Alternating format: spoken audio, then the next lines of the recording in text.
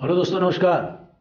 आज का टॉपिक है कि क्या हिंदुस्तान में जाति प्रथा आने वाले दिनों में खत्म हो जाएगी। Whether the caste system will and in future in India. तो आज इसी विषय पर चर्चा करेंगे। दोस्तों, जैसा कि आपको मालूम है कि हमारा समाज जातियों से बना हुआ है। जाति की दो महत्वपूर्ण विशेषता होती है।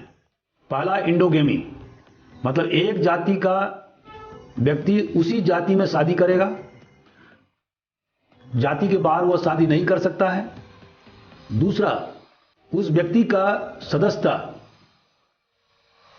उस जाति के जन्म से निर्धारित होगा। मान लीजिए कि वह व्यक्ति ब्राह्मण जाति में पैदा हुआ तो वह क्षत्रिय नहीं हो सकता है। तो जैसा कि आपको मालूम है कि जाति में सबसे ज्यादा महत्वपूर्ण क्या है, वह है हेरिडिटी प्रोफेशन। अगर पिता कोई काम कर रहा है तो बच्चा भी वही काम करेगा। मान लीजिए सोने का आभूषण बनाता है तो उसका लड़का भी आभूषण बनाने का काम करेगा। और जाति में एक अन्य और तथ्य है, वह है common decent from the ancestors, either human और डिवाइन। एक जाति के लोग अपने आप को किसी पूर्वज के वंश के मानते हैं। जाति में जैसे शादी विवाह या चॉइस ऑफ फूड्स या फैमिली कस्टम, इन सब का निर्धारण होता है। प्रत्येक जाति का अपना एक विशेष कल्चर होता है, फूड हैबिट होता है, और वह जाति यह चाहता है कि अगले जनरेशन में वही कस्टम, ट्रेडिशन, प्रैक्टिसेस ट्रांसमिट हो। भावी पीढ़ी के जो बच्चे हैं वो उन्हें आत्मसात करें। और जाति की एक और विशेषता होती है कि इसमें म्यूचुअल रिस्पेक्ट, पारस्परिक विश्वास, आदर का भाव उत्पन्न होता है। सॉलिडारिटी मतलब मजबूती प्रदान करता है जाति व्यवस्था। और जब भी कोई व्यक्ति विपत्ति में पड़ता है, परेशानी में पड़ता है, तो जाति के दूसरे लोग तत्काल उसकी सहायता करते हैं, मदद करते हैं। जाति व्यवस्था का एक और फायदा था डिवीजन ऑफ लेबर, मतलब प्रत्येक जाति के लिए अलग अलग कार्य का बंटवारा किया गया था, और जिससे समाज में सुख शांति व्याप्त रहती थी। दोस्तों, जैसा कि अभी आप जानते हैं कि आजकल के जमाने में डिवीजन ऑफ लेबर अब नहीं रह गया है। कोई भी जाति कोई भी काम करता है, और इसके कारण से समाज में असंतोष भी फैल रहा है। कुछ वर्गों में बहुत ज्यादा असंतोष है, बहुत ज्यादा बेरोजगारी है, क्योंकि अब वो ट्रेडिशनल काम नहीं कर पा रहे हैं। जाति की एक और विशेषता थी, और वह था कि हिंदुस्तान पर इतने ज्यादा आक्रमण हुए, विभिन्न धर्म के लोग, आक्रमणकारी यहां शासन किया, लेकिन जाति व्यवस्था ने हिंदू धर्म को अक्षुण्ण रखा। और हमारा समाज आक्रमणकारियों के हमले से बचा रहा, क्योंकि हमारे यहाँ जाति व्यवस्था थी। तो ऐसा नहीं है कि जाति व्यवस्था की कमियां ही हैं, उसकी प्रमुख खूबियां भी हैं। दोस्तों, अब मैं इस बात पर चर्चा करूंगा कि आखिर जाति व्यवस्था में क्या क्या परिवर्तन हुए हैं। जैसा कि आप जानते हैं कि 1950 में हमारा संविधान लागू हुआ, और उसके बाद से जाति व्यवस्था में भी आमूलचूल परिवर्तन हुए हैं। इसके अलावा हिंदुस्तान में औद्योगिकरण, शहरीकरण, आधुनिकीकरण, प्रजातंत्र की स्थापना, पश्चिमीकरण, सेंसिटाइजेशन में सांस्कृतिकरण, नॉन ब्राह्मण मूवमेंट जो महाराष्ट्र में और तमिलनाडु में हुआ, और इसके अलावा मिडिल क्लास का उदय तथा लोअर कास्ट का धमकी देना कि अगर उन पर जो पाबंदियां हैं वो अगर रिलैक्स नहीं किया गया तो वह दूसरे धर्म को अपना लेंगे। इन सब कारणों से हमारे जाति व्यवस्था में बहुत सारे परिवर्तन हुए हैं, और वह परिवर्तन क्या क्या है इसके बारे में हम बारी बारी से चर्चा करेंगे। दोस्तों, जाति व्यवस्था का एक महत्वपूर्ण जो विशेषता था वो था इसका अभ्युदय धर्म आधारित था। और प्रजापति ब्रह्मा के मुख से ब्राह्मण की उत्पत्ति हुई, बाजू से क्षत्रिय, जंघा से वैश्य और पैर से शूद्र। लेकिन आजकल जो रिलीजियस थ्योरी है, जो ट्रेडिशनल थ्योरी है जाति व्यवस्था के संबंध में, उसको लोगों ने नकार दिया है। पहले ऊंची जाति के लोग निचली जाति के यहाँ पक्का भोजन नहीं करते थे, खास करके गांव में। लेकिन आजकल वो रिस्ट्रिक्शन समाप्त हो गया है। जैसे कोई ब्राह्मण अगर किसी कारपेंटर या बढ़ई के यहाँ जाता है तो वहाँ वह कच्चा या पक्का भोजन दोनों करता है। शहरों में तो यह पूरी तरह से समाप्त हो गया है। शहर में अब यह कोई नहीं पूछता कि आप किस समाज के हो, किस जाति के हो। हर एक जाति के लोग एक ही टेबल पर बैठ के खाना खाते हैं। दोस्तों, जाति की एक विशेषता थी कि हेरिडिटी ऑक्यूपेशन, मतलब ब्राह्मण का बच्चा ब्राह्मण का काम करेगा, मतलब यज्ञ करेगा, यज्ञ कराएगा, पूजा पाठ करेगा, वेद पढ़ेगा, पढ़ाएगा, दान लेगा, दान देगा। ये काम ब्राह्मणों के लिए निश्चित किए गए थे। जैसे वैश्य के लिए एग्रीकल्चर, कृषि कार्य करना, वाणिज्य व्यवसाय का काम करना। और इसीलिए कौटिल्य ने अर्थशास्त्र में लिखा है कि राजा का यह कर्तव्य है कि टू प्रोटेक्ट द धर्म, मतलब जिस जाति को जो धर्म मतलब ड्यूटी दिया गया है उससे वो डेविएट नहीं करे। और ये राजा का काम है कि अगर कोई व्यक्ति ऐसा डेविएशन का काम या अपने जाति के धर्म से अलग काम करता है तो उसके खिलाफ में सख्त से सख्त कार्रवाई किया जाए। लेकिन आजकल जो ट्रेडिशनल ऑक्यूपेशन था या हेरिडिटी ऑक्यूपेशन, उसमें पूरी तरह से बदलाव हो गया है। कास्ट फ्री ऑक्यूपेशन हो गया है। आजकल ब्राह्मण का बच्चा टैक्सी चला रहा है, वाणिज्य व्यवसाय कर रहा है। इसी तरह से बहुत सारे लोअर कास्ट के लोग रिजर्वेशन के कारण से गवर्नमेंट ऑफिसर्स बन गए, कलेक्टर बन गए हैं, पुलिस अधीक्षक बन गए हैं। तो अब हेरिडिटी जो ऑक्यूपेशन था, जो जाति की एक महत्वपूर्ण विशेषता थी, वंशानुगत पेशा, उसे पूरी तरह से खत्म कर दिया गया है। जैसा कि मैंने बताया कि जाति की एक महत्वपूर्ण विशेषता थी इंडोगेमी, मतलब एक जाति के व्यक्ति उसी जाति में शादी करेगा। लेकिन दोस्तों, आजकल इंटरकास्ट मैरिज बहुत ज़्यादा प्रचलन में है। ब्राह्मण के बच्चे राजपूत यहाँ शादी कर रहे हैं, या यादव का लड़का राजपूत लड़कियों के साथ शादी कर रहे हैं। तो अब इस प्रकार का बंधन नहीं है। लेकिन फिर भी इंटरकास्ट मैरिजेस की तादाद बहुत कम है और अभी भी विभिन्न जातियों के लोग इसको अच्छा नहीं मानते हैं और उसका खिलाफत करते हैं। जाति व्यवस्था में ब्राह्मणों को सामाजिक और धार्मिक प्रिविलेजेस माने सुविधाएं दी गई थी। अब वो सुविधाएं पूरी तरह से समाप्त हो गई है। भारत के संविधान ने ब्राह्मण के प्रिविलेजेस को पूरी तरह से समाप्त कर दिया है। प्रत्येक व्यक्ति को मताधिकार का माने एडल्ट फ्रेंचाइज का अधिकार दिया गया है, अर्थात एक व्यक्ति एक वोट, चाहे उसका जाति कोई भी हो।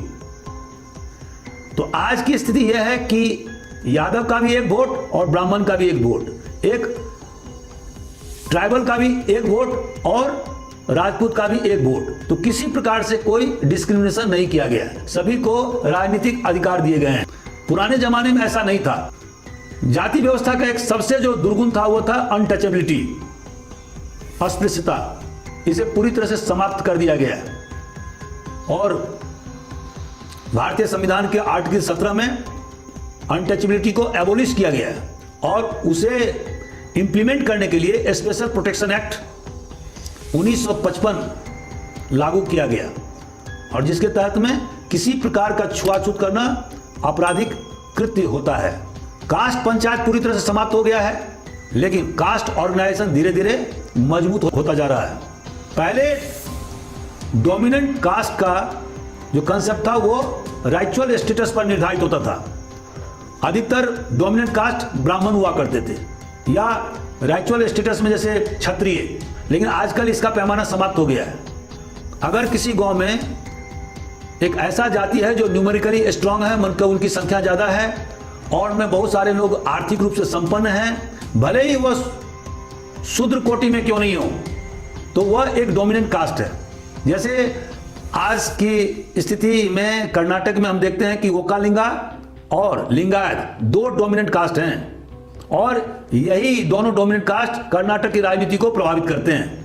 उसी तरह से कर्नाटक में, तेलंगाना में कम्मा, रेड्डी और कापू, ये तीन डोमिनेंट कास्ट हैं और इन्हीं डोमिनेंट कास्ट के इर्द गिर्द राजनीति होती है। हालांकि इनमें से कोई भी कास्ट ब्राह्मण नहीं है और राइचुअली कर्मकांड के हिसाब से अगर देखें तो उनका स्थान वर्ण व्यवस्था में बहुत नीचे है। जजमानी सिस्टम पूरी तरह से समाप्त हो गया है। गांव देहातों में पहले जजमानी सिस्टम हुआ करता था, जिसमें कि मोची, नाई, धोबी, बढ़ई ये सभी ऊंचे जातियों के लिए काम करते थे और साल में उन्हें उपज का एक हिस्सा दिया जाता था। लेकिन आजकल जजमानी सिस्टम पूरी तरह से समाप्त हो गया है। गांव देहात के बार्बर या नाई अब शहरों में सैलून खोल रहे हैं। लेकिन हॉरिजॉन्टल सॉलिडारिटी माने क्षितिज रूप से समानांतर जो सॉलिडारिटी है वो जातियों की बढ़ रही है। अर्थात अगर मान लीजिए इटावा में यादव जाति का वर्चस्व है तो वह धीरे धीरे यूपी के अन्य हिस्से में जो यादव हैं उनसे अपना संबंध प्रगाढ़ कर रहा है और वह एक मजबूत ब्लॉक के रूप में राजनीतिक रूप से प्रभावशाली हो रहा है। अब जैसा कि हम लोग पिछले 30 साल से यूपी और बिहार की राजनीति में यादवों का दबदबा देख रहे हैं। पहले व्यक्तियों का जीवन जाति से डिक्टेटेड होता था कि जो हमारे बुजुर्ग कहेंगे उसी हिसाब से हम काम करते थे, हमारा फ्रीडम या स्वतंत्रता बाधित रहता था। आज के जमाने में ऐसा नहीं है।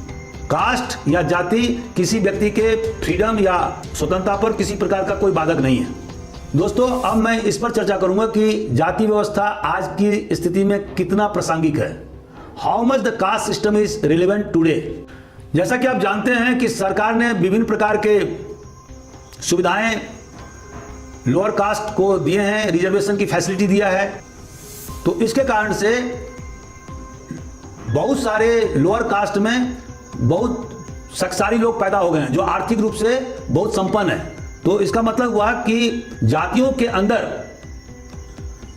नए क्लास की उत्पत्ति हो गई है, मिडिल क्लास की उत्पत्ति हो गई है। जैसे कि हमारे देश में द्रुत गति से इंडस्ट्रियलाइजेशन हुआ है, औद्योगिकरण, और हिंदुस्तान विश्व का 10वां सबसे ज्यादा इंडस्ट्रियलाइज्ड कंट्री है। बड़े बड़े स्टील उद्योग हिंदुस्तान में खोले गए। उदाहरण स्वरूप जैसे बोकारो आप जाएंगे तो वहां पर विभिन्न जातियों के लोग वहां काम करते हैं और इससे मिडिल क्लास की उत्पत्ति हो गई है और जिसके कारण से यह मिडिल क्लास बहुत ज्यादा ताकतवर हो गया है, मजबूत हो गया है। जवाहरलाल नेहरू ने कहा था कि जो जो लोगों में शिक्षा का प्रसार होगा उनमें जागरूकता फैलेगी, त्यों त्यों लोगों का जाति या जातिवाद से मोह खत्म हो जाएगा। लेकिन अभी जस्ट उल्टा हो रहा है। जो जो लोग शिक्षित हो रहे हैं, जागरूक हो रहे हैं, त्यों त्यों कास्ट कॉन्शियसनेस ज्यादा हो रहा है और सभी जाति के लोग अपना इंटरेस्ट या हित सुरक्षित रखना चाहते हैं। कास्ट बेस्ड ऑर्गेनाइजेशन जगह जगह स्थापित हो गए हैं और प्रत्येक कास्ट या जाति यह चाहता है कि उसमें से कोई लीडर पैदा हो जो उस जाति का प्रतिनिधि करे। दोस्तों, हमारा देश में 5 साल में पार्लियामेंट के चुनाव होते हैं, राज्य के असेंबलीज और लेजिस्लेटिव काउंसिल के चुनाव होते हैं और अब पंचायत और म्युनिसिपल कॉर्पोरेशन के चुनाव होते हैं। चुनावी राजनीति कारण से जाति पूरी तरह से पॉलिटिसाइज हो गया है और अभी हम देख रहे हैं कि कैंडिडेट का सिलेक्शन हो या वोटिंग पैटर्न हो या टिकट का डिस्ट्रीब्यूशन हो या मिनिस्ट्रियल पोर्टफोलियो का बंटवारा हो, इसमें जाति को सबसे ज्यादा महत्वपूर्ण स्थान दिया जा रहा है। हम लोग यह भी देख रहे हैं कि धीरे धीरे जातियों में सॉलिडारिटी, मजबूती, कास्ट लॉयल्टी, कास्ट पेट्रियोटिज्म माने जाति स्वामी भक्ति या देशभक्ति की भावना ज्यादा प्रगाढ़ हो रही है। जगह जगह जातियों का ऑर्गेनाइजेशन बन गया है, उनके द्वारा कोऑपरेटिव क्रेडिट सोसाइटी का निर्माण किया गया है, ट्रस्ट का निर्माण किया गया है, उनके द्वारा सरकार की नीतियों की आलोचना की जाती है, आंदोलन किए जाते हैं। और बिहार जैसे राज्य में तो अपर कास्ट जैसे भूमिहार ने अपना सेना बना लिया है, उसी तरह से लोअर कास्ट के लोगों ने भी अपना सेना बनाया है और दोनों में अक्सर झगड़ा फसाद होता है और अनेक लोग मारे जाते हैं। तो निचोड़ क्या है दोस्तों? निचोड़ यह है कि हालांकि जातियों का जो ट्रेडिशनल फंक्शन था, जो पारंपरिक उनके कार्य थे, वो खत्म होते जा रहे हैं, लेकिन जाति मजबूत होती जा रही है। जो वर्टिकल सॉलिडारिटी था वो खत्म हो गया है, जजमानी सिस्टम खत्म हो गया है, लेकिन जो हॉरिजॉन्टल सॉलिडारिटी है वह मजबूत होता जा रहा है। जैसे बिहार के औरंगाबाद डिस्ट्रिक्ट का जो यादव है और मधुबनी डिस्ट्रिक्ट का जो यादव है, उनमें मजबूती हो गई है, हॉरिजॉन्टल सॉलिडिटी हो गया। हालांकि दोनों के बीच में 500 किलोमीटर का फासला है और उनका वोटिंग बिहेवियर भी एक जैसा हो गया है ताकि वह राज्य की सत्ता पर कायम हो सके। तो अभी देखने को यह मिलता है कि हिंदुस्तान के लोग अपने जातियों के उम्मीदवार को वोट देते हैं और हिंदुस्तान के राज्यों में जो चुनाव होता है वह बेसिकली डोमिनेंट कास्ट के बीच में सत्ता प्राप्ति के लिए संघर्ष है और कुछ भी नहीं है। और इसी कारण से पॉलिटिकल पार्टीज या राजनीतिक पार्टियां दूसरे पार्टियों से समझौता करती हैं ताकि उसका दबदबा ज्यादा हो और वह सत्ता प्राप्त कर सके। तो दोस्तों, मैं अपना उद्बोधन यही समाप्त करता हूं। कहने का आशय यह है कि कास्ट सिस्टम अर्थात जाति प्रथा खत्म नहीं होगा। उनके जो कुछ पारंपरिक जो फंक्शन थे वो तो धीरे धीरे खत्म हो रहे हैं, लेकिन जाति व्यवस्था अपने नए अवतार में मजबूती से भारतीय समाज में अपना दबदबा कायम कर रहा है। तो अगर यह वीडियो आपको अच्छा लगता है तो आप जरूर हमारे चैनल AJIS एकेडमी को सब्सक्राइब करें, शेयर करें, लाइक करें, अपनी टीम से मुझे अवगत कराएं। Thank you very much.